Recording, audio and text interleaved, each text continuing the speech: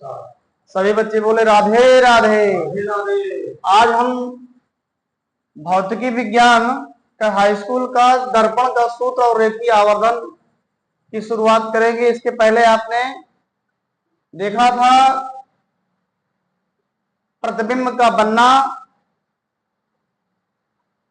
अब आज देखेंगे दर्पण सूत्र और रेखीय आवर्धन।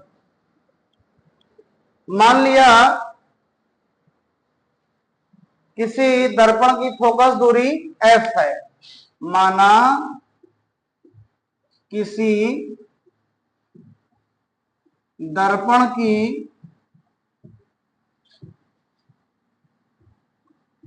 फोकस दूरी f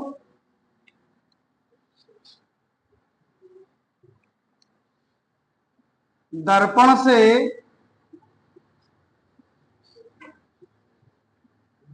वस्तु की दूरी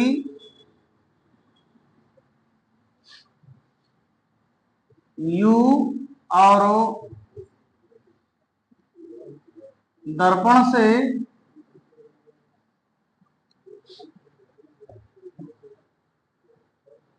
प्रतिबिंब की दूरी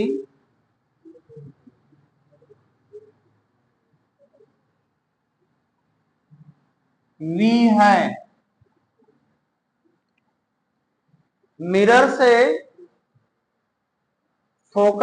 मिरर की फोकस दूरी, दर्पण की फोकस दूरी f, दर्पण से वस्तु की दूरी u और दर्पण से प्रतिबिंब की दूरी v है। इंग्लिश वर्जन में focal length of mirror is f, object distance u and image distance from the mirror is v। तो दर्पण की फोकस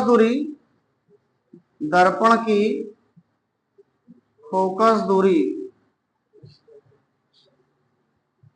इसका डेरिवेशन हाई स्कूल में नहीं है, एनसीईआरटी की हाई स्कूल के बुक में नहीं है, हाई स्कूल के सिलेबस में नहीं है, इंटरमीडिएट के सिलेबस में है, हाई स्कूल के सिलेबस में नहीं है। तो 1/f equal 1/v plus 1/u।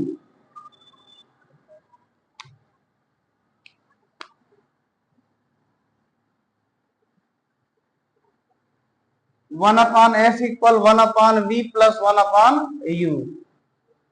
अब u, v और f का मान पॉजिटिव कब होगा और निगेटिव कब होगा, चिन्ह परिपाटी थोड़ा देखते हैं।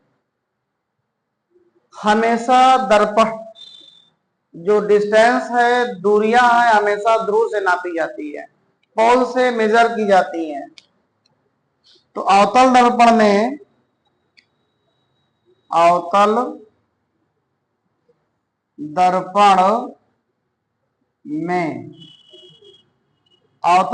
में क्या होगा, f का मान पॉजिटिव, f का मान क्या होगा, पॉजिटिव, धनात्मक, नहीं सॉरी, f का अवतल दर्पण में हमेशा f का मान निगेटिव होगा, ऋणात्मक कहेंगे, सॉरी ऋणात्मक। u का मान हमेशा ऋणात्मक,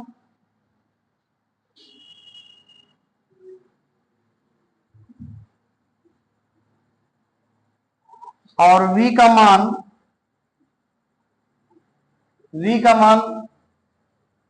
एक केस में धनात्मक होगा और बाकी केस में, एक ही स्थिति में धनात्मक होगा और बाकी स्थिति में नेगेटिव। कब, जब वस्तु फोकस और ध्रुव के बीच में रखी होगी। तो इसका मान पॉजिटिव या नेगेटिव हो सकता है, धनात्मक या ऋणात्मक हो सकता है।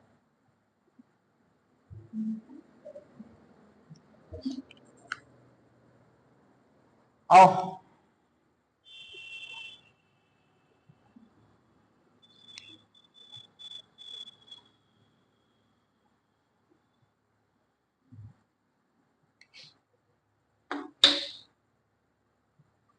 उत्तल दर्पण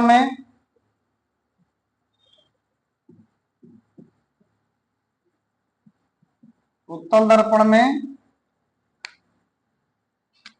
एफ का मान,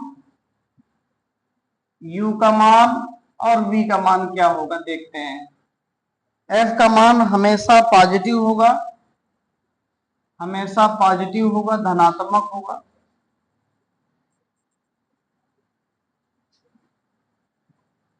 यू का मान निगेटिव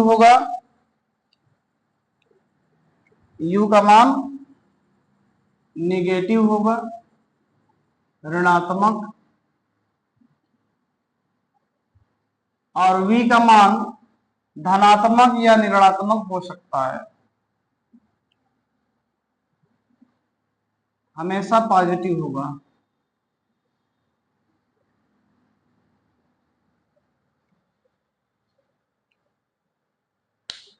तो ये रहा चिन्ह परिपाटी और दर्पण सूत्र 1/f equal 1/v plus 1/u, इसे कहते हैं दर्पण सूत्र कहते हैं। आपको ध्यान रखना पड़ेगा कि अवतल दर्पण में एफ का मान निगेटिव, यू का मान निगेटिव और वी का मान पॉजिटिव निगेटिव हो सकता है।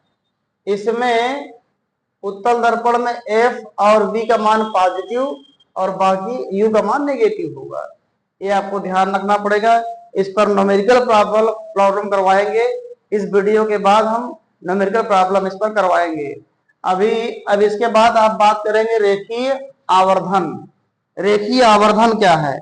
आवर्धन का मतलब साइज क्या बन रही है, साइज क्या है, इमेज की साइज है क्या ऑब्जेक्ट के रिस्पेक्ट में, इमेज की साइज क्या है, इमेज का नेचर क्या है, ये हमें कौन बताएगा? ये हमें रेखीय आवर्धन बताएगा। रेखीय आवर्धन से हम साइज निकाल पाएंगे इमेज की और उस इमेज का नेचर पता कर पाएंगे कि इमेज का नेचर है क्या। तो रेखीय आवर्धन को कुछ इस प्रकार परिभाषित करते हैं। रेखीय आवर्धन, लीनियर मैग्निफिकेशन, रेखीय आवर्धन, लीनियर मैग्निफिकेशन,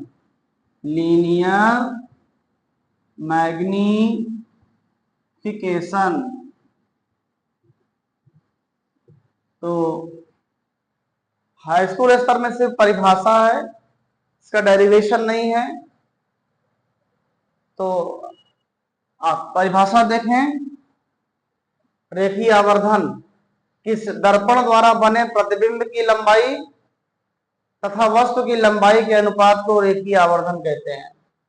क्या कहते हैं? दर्पण द्वारा बने प्रतिबिंब की लंबाई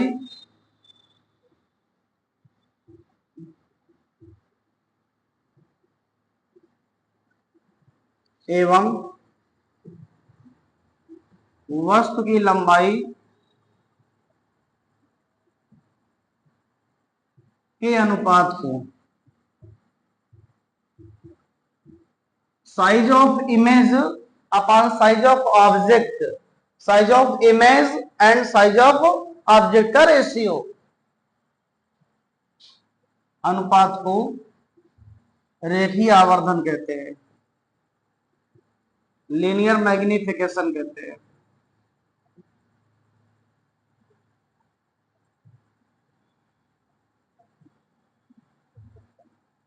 इसे m से डिनोट करते हैं, इसे m से दर्शाते हैं।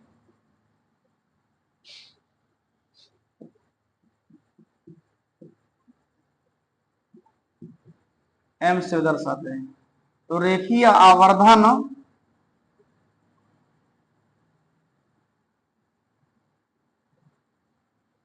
इक्वल दर्पण द्वारा बने प्रतिबिंब की लंबाई, साइज ऑफ इमेज अपॉन वस्तु की लंबाई, इसको साइज ऑफ इमेज को आई से और इसको ओ से, तो लीनियर मैग्निफिकेशन m बराबर आई अपान ओ। आई का मतलब आई का मतलब आई का मतलब क्या हुआ, प्रतिबिंब की लंबाई, और ओ का मतलब हुआ वस्तु की लंबाई। Size of image upon size of object, clear. ये इक्वल होता है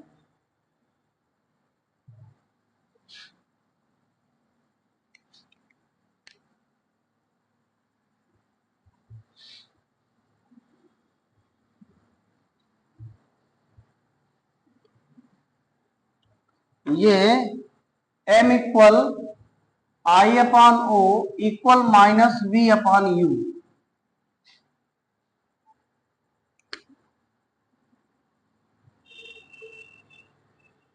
m equal I upon O, I क्या है, आई क्या है, इमेज की साइज, और ओ का मतलब ऑब्जेक्ट की size, size of object and size of object का रेशियो, लीनियर मैग्निफिकेशन।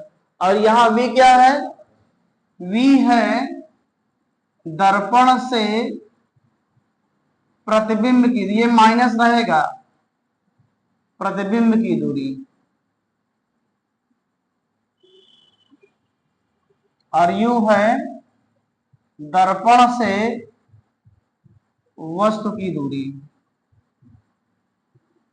तो ये जो पॉजिटिव नेगेटिव है इसी के अकॉर्डिंग कर लेंगे न्यूमेरिकल प्रॉब्लम में।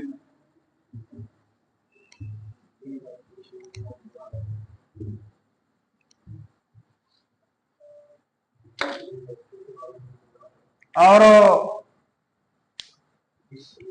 इस पर न्यूमेरिकल प्रॉब्लम है वो देखा जाएगा अभी बाद में। तो m इक्वल आई upon O equal minus B upon u होता है, ठीक है। अब m का मान अगर पॉजिटिव है तब क्या होगा, और n का मान अगर निगेटिव है तब क्या होगा, और m का मान 1 के इक्वल है तब क्या होगा, m का मान 1 से कम है तब क्या होगा, और m का मान 1 से ग्रेटर है तब क्या होगा। देखते हैं, देखा जाए। अगर m का मान पॉजिटिव है, m का मान अगर पॉजिटिव है, अगर रेखीय आवर्धन पॉजिटिव है, इसका मतलब जो प्रतिबिंब बनेगा वो आभासी बनेगा।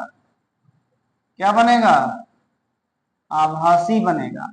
अगर न्यूमेरिकल प्रॉब्लम में आभासी कहे, ये आभासी प्रतिबिंब बन रहा है, तो m का मान पॉजिटिव रख देंगे, m का मान क्या रहेंगे, पॉजिटिव। और m का मान नेगेटिव है, इसका मतलब है प्रतिबिंब वास्तविक है, रियल है।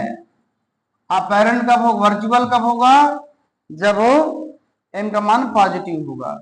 वास्तविक है तो m की वैल्यू नेगेटिव होगी, ऋणात्मक होगी, हिंदी में धनात्मक, ये ऋणात्मक। धनात्मक कब होगा, जब प्रतिबिंब आभासी होगा। अगर m का मान पॉजिटिव आ रहा है, इसका मतलब है कि प्रतिबिंब आभासी बन रहा है, उसका नेचर कैसा है, उसका नेचर आभासी है। और अगर m की वैल्यू निगेटिव आ रही है, इसका मतलब है m का मान ऋणात्मक आ रहा है, इसका मतलब ये हुआ कि बस उसका प्रतिबिंब वास्तविक है, नेचर उसका वास्तविक है, नेचर उसका वास्तविक है। बोलो हाँ या ना। तो m का मान अगर देखा जाए, m का मान वन है, m 1 है, इसका मतलब क्या हुआ, अगर हम यहाँ 1 रखेंगे तो i और o की साइज क्या होगी, आपस में बराबर हो जाएगी, i बराबर o, मतलब प्रतिबिंब की साइज और वस्तु की साइज दोनों बराबर होगी, होगी कि नहीं होगी। बोलो i का मान अगर o, i का m की वैल्यू अगर 1 है तो i और o आपस में क्या होंगे, बराबर होंगे। तो निष्कर्ष क्या निकला कि प्रतिबिंब और वस्तु वस्तु और प्रतिबिंब का आकार क्या होगा, प्रतिबिंब का आकार क्या होगा, बराबर होगा। उसकी साइज क्या होगी, बराबर होगी, इक्वल होगी। जितनी साइज वस्तु की होगी उतनी ही साइज उसकी इमेज की होगी। अगर एक m की वैल्यू 1 से कम है तो यहां पर अगर रखें m की वैल्यू 1 से कम रखें तो i अपॉन o की वैल्यू भी क्या होगी, 1 से कम हो जाएगी। तो i ग्रेट लेस देन क्या हो जाएगा, o। तो इमेज की साइज क्या आएगी, इमेज की साइज क्या होगी, ऑब्जेक्ट से कम होगी। मतलब वस्तु छोटा बनाएगी बड़ा तो वस्तु बनेगा, वस्तु का आकार छोटा होगा। तो प्रतिबिंब का आकार, सॉरी, प्रतिबिंब का आकार क्या होगा, छोटा होगा और वस्तु का आकार बड़ा होगा।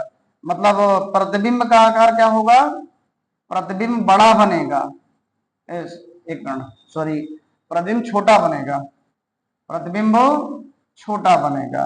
और m का मान अगर ग्रेटर है, ग्रेटर देन 1 है तो प्रतिबिंब बड़ा बनेगा। फिर से समझ लें, m की वैल्यू अगर 1 से कम है तो प्रतिबिंब छोटा, m की वैल्यू 1 से ज्यादा है तो प्रतिबिंब 1 से बड़ा, 1 के बराबर है, या तो m का मान 1 से कम होगा, या तो 1 से ज्यादा होगा, या तो 1 के बराबर होगा। यदि बराबर है तो आकार बराबर, यदि कम है तो आकार कम।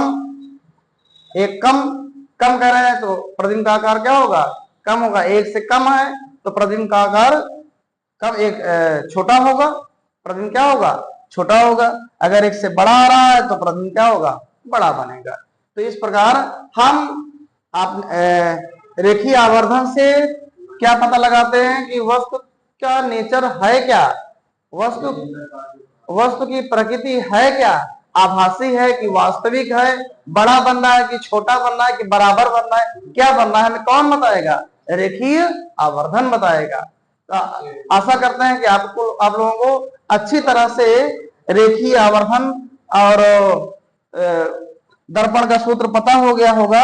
अब हम अगले वीडियो में, नेक्स्ट वीडियो में बात करेंगे इस पर न्यूमेरिकल प्रॉब्लम, दर्पण पर न्यूमेरिकल प्रॉब्लम की बात करेंगे। धन्यवाद, जय राधे राधे। सभी को लाइक एंड सब्सक्राइब जरूर करते रहें, जैसे वीडियो लगातार आप देखते रहें, आप बने रहें हमारे वीडियो पर। धन्यवाद।